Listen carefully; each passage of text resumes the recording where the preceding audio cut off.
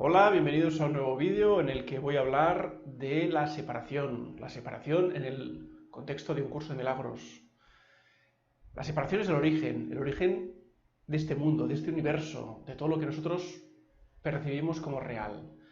El texto teórico de un curso de milagros nos dice que este mundo es ilusorio y todo empezó con lo que denomina la separación, es una idea de separación. El libro no habla del proceso, no habla de cómo se produjo esta separación.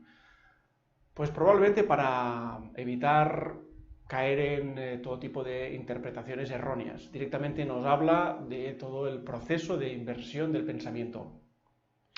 Entonces las personas que explicamos o intentamos explicar cómo pudo ser esta separación, en qué fases, de qué manera, vamos a utilizar otros conocimientos filosóficos, religiosos, espirituales. Bueno, hay otros conocimientos, como la Cábala, es con el que me apoyo. Básicamente voy a tratar de explicar la separación, cómo se pudo producir en base a la Cábala, y encaja también con la teosofía, que son los dos conocimientos, bueno, pues que tengo bien integrados, y es perfectamente coherente. Todo lo que es la explicación de la separación en el contexto de un curso de milagros encaja muy bien con lo que es la distribución del árbol.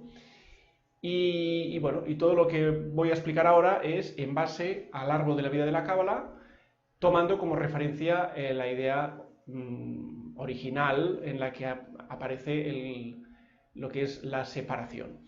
Entonces, que quede claro que esto no lo explica el libro de Un Curso de Milagros, son interpretaciones que cada uno puede hacer y yo me baso o me apoyo en el árbol de la vida porque es el diagrama energético que tanto explica el macrocosmos como el microcosmos.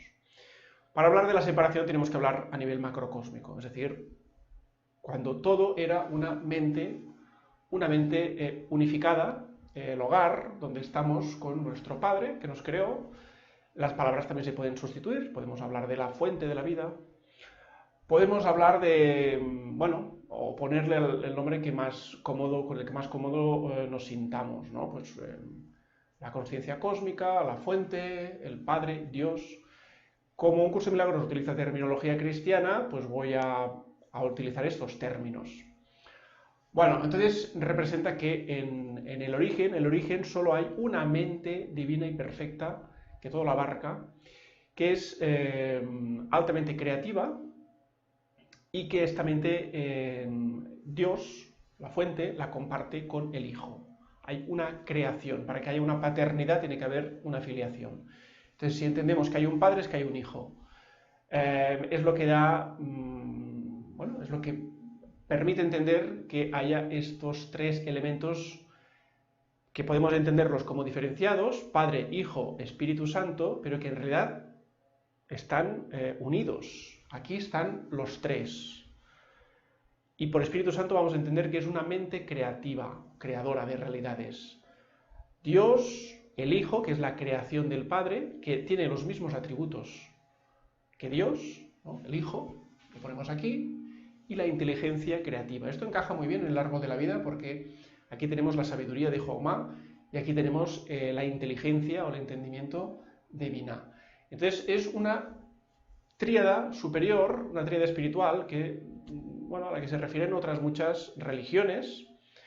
Pues bueno, en el hinduismo tenemos Brahma, Vishnu, Shiva, en teosofía tenemos Atma, Buddhi y Manas. Bueno, encontraríamos diferentes nombres para, bueno, pues para otras doctrinas filosóficas que hablaran de lo mismo. En cristianismo decimos Padre, Hijo, Espíritu Santo, pero bueno, el Espíritu Santo lo entenderemos mejor cuando avancemos. De entrada, esto es una inteligencia creativa. ¿Y cómo se produjo la separación? Bueno, la separación empezó cuando el Hijo, y lo vamos a entender que está todo aquí metido, esta primera esfera es la mente que contiene estos tres principios. Están los tres en uno. Son tres, pero es uno. El Hijo, que está aquí, junto al Padre, tiene una idea, un pensamiento de separación, ¿no? del tipo cómo sería la vida separada de este todo unificado. Bueno, esto es lo que nos permite entender que hay una idea de separación, es una idea. Esta idea de separación resulta que con esta idea se le adhiere, inmediatamente se adhiere un sentimiento de culpabilidad por haber tenido esa idea. Es algo muy simple o muy absurdo si queremos, pero es para que lo entendamos.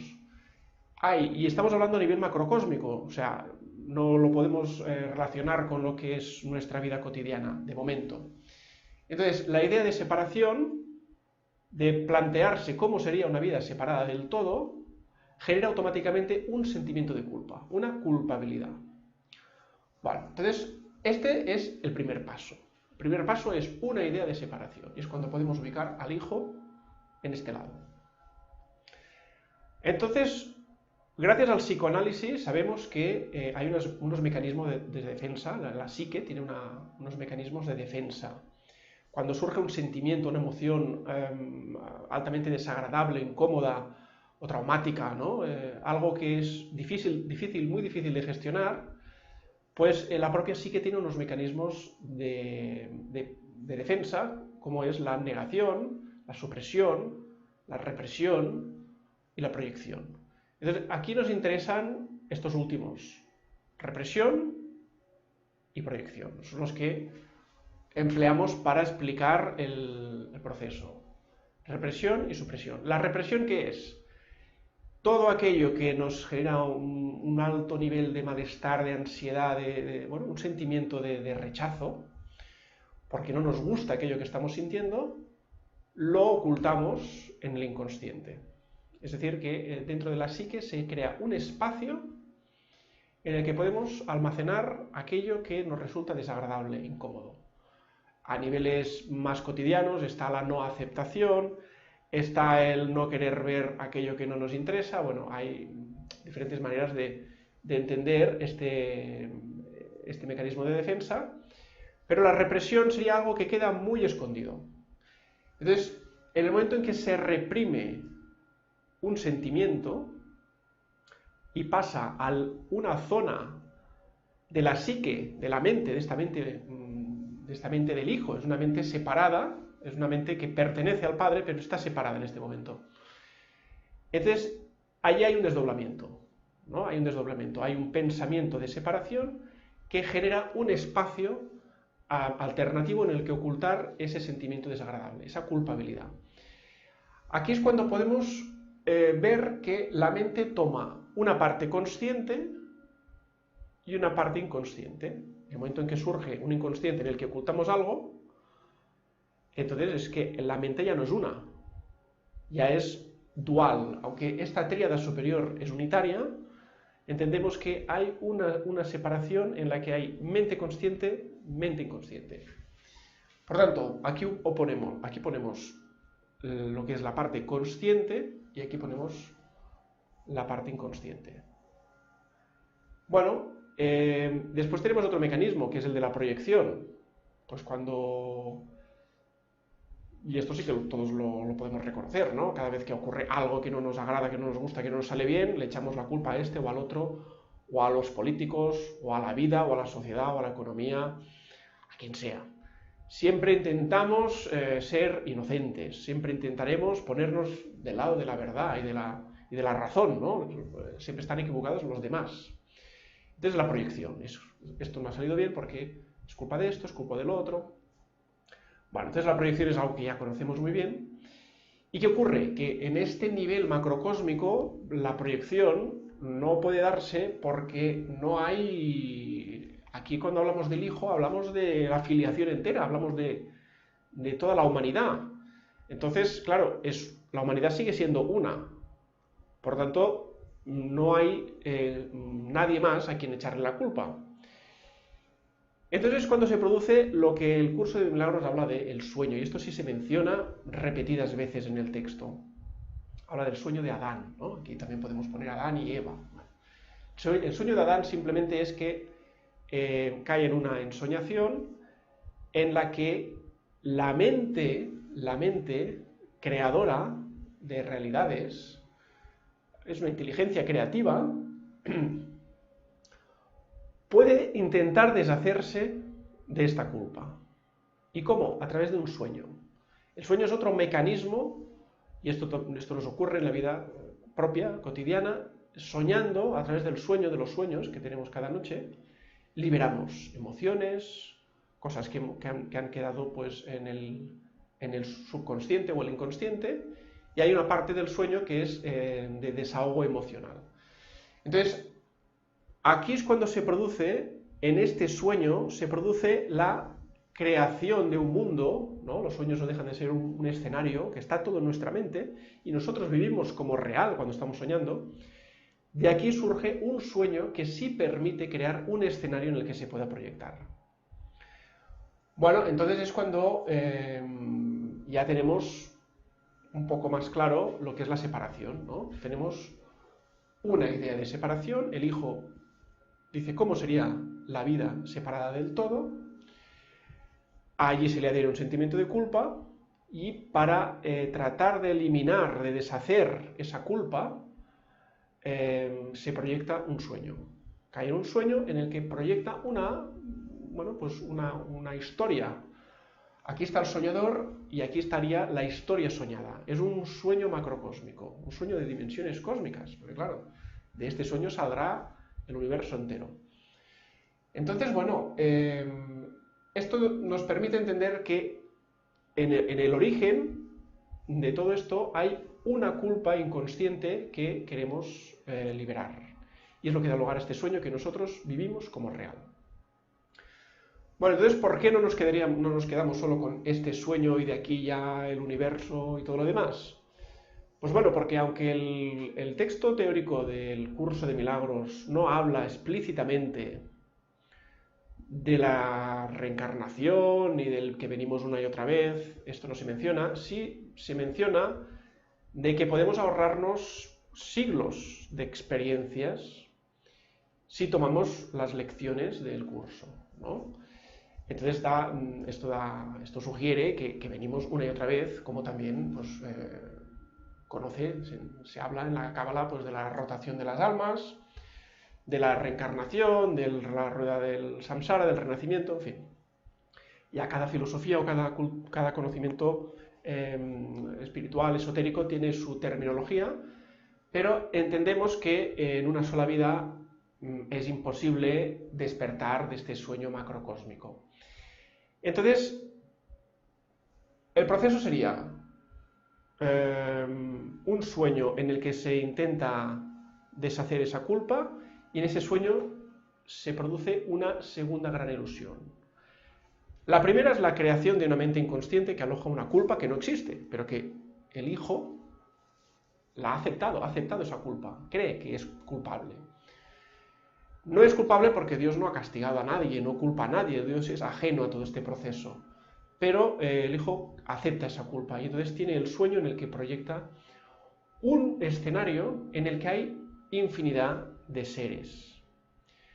Es cuando se crea este nivel del árbol. Este es como un primer sueño en el que hay múltiples individualidades, seres individuales, que todavía no son las personalidades terrestres. Lo que nosotros adquirimos al nacer es una personalidad. Pero en este nivel hablamos del mundo del alma. En el mundo del alma hay seres individuales que adoptan diferentes personalidades en cada encarnación. Bueno, ¿qué ocurre en este mundo? Es esta tríada ya intermedia. Esta tríada no se menciona para nada en el libro. Es lo que podemos nosotros incorporar para que podamos entender más fácilmente el hecho de que tenemos que venir muchas veces, ¿no? Porque el escenario, el mundo físico está aquí abajo. Pero claro, si sabemos que venimos muchas veces, significa que vamos a algún lugar intermedio antes del regreso al hogar, que sería el despertar. Y sería la expiación, el final del sueño. Entonces, como no llegamos a este punto y venimos muchas veces a este plano, a esta realidad ilusoria, este mundo ilusorio, pues significa que hay como un punto intermedio en el que vamos y venimos, vamos y venimos. Y este es el mundo del alma. Es el mundo en el que digamos, hay grandes fraternidades en las que, bueno, y familias álmicas con las que, pues, pactamos programas de vida y es todo lo que se estudia en el árbol de la vida personal, a qué hemos venido, qué aprendizajes hemos venido a tener en esta experiencia terrena, qué talentos y habilidades podemos ofrecer, etc. Pero de entrada es un primer sueño o una primera fase del sueño en la que creamos individualidades. En el momento en el que hay seres individuales, hay otros seres con los que compartir, entonces ya es más fácil, ¿no? Poder proyectar, poder echarle la culpa a uno o a otro. Pero bueno, este es un nivel todavía muy luminoso, porque pensemos que lo que surge de la mente del hijo a nivel macrocósmico es pura luz y amor, solo que hay ese pequeño resquicio de culpa que ha provocado este sueño. Entonces, bueno, en el mundo del alma, digamos que como todo es tan luminoso, igualmente, es tan amoroso, es tan afable, tan fraternal, pues claro, es como que todavía hay poco contraste, es como que no podemos deshacer esa culpa hasta que no lleguemos a una fase más profunda en la que haya más contraste, en la que la ilusión sea más fuerte, porque aquí ya hay un ego, ya hay ego, el ego es el símbolo de la ilusión. Por lo tanto, como esto ya es un sueño, es ilusorio, aquí hablamos de ego, pero claro, es un ego muy tenue, muy débil. Muy débil porque aquí todavía hay un recuerdo de lo que era el mundo divino, ¿no? Aquí hay un saberse divino, hijo eterno llamado. Aquí no tenemos la consciencia terrenal en la que padecemos enfermedad y muerte. Aquí ya sabemos que somos seres inmortales. Entonces aquí es otro nivel de conciencia. Aquí lo que ocurre es que como tenemos que entrar en capas más profundas del sueño, pues planificamos experiencias de vida. Y bueno, y es lo que después vamos a vivir aquí en el plano físico. Entonces de aquí podríamos decir que cada ser tiene una proyección de ese sueño. Nuevamente, como que se repite la pauta. Cada ser individual, porque somos seres fragmentados, es decir, el hijo es uno, tiene el sueño de fragmentación. Este sueño de fragmentación significa que cada ser independiente tiene su propio sueño. Y es lo que nosotros vivimos aquí ya como real. Y bajo una personalidad. Aquí es cuando el ego, en este nivel, construimos un ego, una personalidad, con nombre, apellidos, con la cultura del entorno en el que hemos nacido y con una historia familiar y demás. Todo esto nos hace que tengamos una personalidad muy concreta y que tengamos una experiencia de vida terrena. Entonces es cuando aquí el nivel de ilusión ya es muy grande, es tan grande que el hecho de que nos digan que venimos de un mundo totalmente unitario, amoroso, en el que no hay luchas, conflictos, ni guerras, ni temores, ni miedos, ni de nada, pues nos parece imposible, ¿no? Es como que el mundo ilusorio, para la perspectiva que uno pueda tener aquí, es tan sumamente real que el verdadero mundo real es imposible, es utópico. Entonces, bueno, estamos en las antípodas, ¿no? Aquí hablamos del cielo, aquí hablamos de la tierra. Podríamos hablar de realidad, ilusión, en su máxima expresión. Realidad en su máxima expresión, la única que hay. Ilusión en su máxima expresión. Nunca vamos a estar tan confundidos como en este plano. Entonces, en este plano nos va a costar mucho llegar a reconocer que tenemos una esencia o una identidad mayor que la de la propia personalidad, que es el mundo del alma, pero el mundo del alma sigue siendo un sueño. Por lo tanto, realmente tenemos que regresar al mundo del espíritu, que es todo unitario y es el hogar. Bueno, entonces, claro, para deshacer la culpa también la podemos denominar miedo, porque la culpa igual no la reconocemos en nosotros, así, yo culpable no me siento de nada. Pero miedo seguro que sientes, miedo a fracasar, miedo a no ser querido, miedo a enfermar, miedo a morir. Al final todos los miedos apuntan hacia el miedo a morir. Por lo tanto hay un miedo de forma más o menos consciente, pero hay un miedo a la muerte que, bueno, pues hace que este ego se instale en la ilusión y nos sea muy, muy difícil llegar a recordar quiénes somos, no ya a este nivel, sino a este. Y de esto trata el curso de milagros, ¿no? Es cuando tenemos que ir deshaciendo esta culpa, este miedo, irlo intercambiando por amor. ¿De qué manera? A través del perdón. El perdón es el mecanismo fundamental a través del cual podemos deshacer la culpa. Porque en el momento en que detectamos que estamos proyectando esa culpa, estamos volcando al exterior, nos la quitamos de encima, decimos, esto es culpa de este, del otro, pues claro, realmente no nos deshacemos de esa culpa. Esa culpa la esparcemos, pero nos seguimos sintiendo culpables. No logramos nada. La única manera de poder transmutar esa culpa, ese miedo, es aplicando el perdón. Es aceptando que no podemos hacer esto solos, que necesitamos de una ayuda, necesitamos de un maestro. Y es cuando hablamos del Espíritu Santo ya en el contexto de un curso de milagros, es la voz que llega al corazón, ¿no? Porque aquí nos situamos a nivel de consciencia álmica, lo situamos a la altura del corazón. Entonces, es la voz, el Espíritu Santo lo podemos entender como la voz que habla por Dios en nosotros. Es la verdad que todos tenemos en nuestro interior. Y es a través del Espíritu Santo, de esta ayuda externa, de momento decimos externa, después veremos que no es externa, pero esta ayuda del Espíritu Santo es necesaria porque entonces cada vez que detectamos proyección, advertimos que estamos proyectando, que así no vamos a solucionar nada, y entonces eso se lo mandamos al Espíritu Santo para que lo expíe, es como para que lo transmute, para que lo cambie de miedo o de culpa a amor. Porque todo lo que el Espíritu Santo lleva a la luz, aquí solo hay luz, desaparece. Todo lo que no es de Dios desaparece. Todo lo que es irreal desaparece.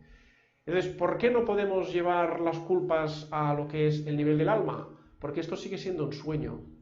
Entonces, solo la voz del Espíritu Santo es la que conecta directamente con la luz, donde no hay oscuridad, aquí no hay ni una pizca de oscuridad, entonces ahí se disipa todo, se destruye todo, se deshace todo. También nos dice el curso de milagros que no podemos directamente mandar toda la culpa así de golpe, que el Espíritu Santo deshaga toda la culpa que haya en mí y quede todo transmutado en amor, porque eso no funciona así. Simplemente no funciona así. Tenemos que sentir cada instante en el que detectemos la proyección, advertirla.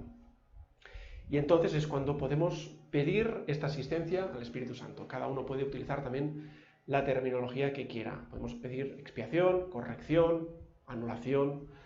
Podemos utilizar la palabra que sea. Lo importante es entender que estamos en un sueño muy, muy, muy profundo, y que llegar al nivel del alma ya es deshacernos de una identidad totalmente ilusoria, que es la del ego, que realmente la necesitamos para funcionar en este nivel del sueño, necesitamos de este personaje que interpretamos.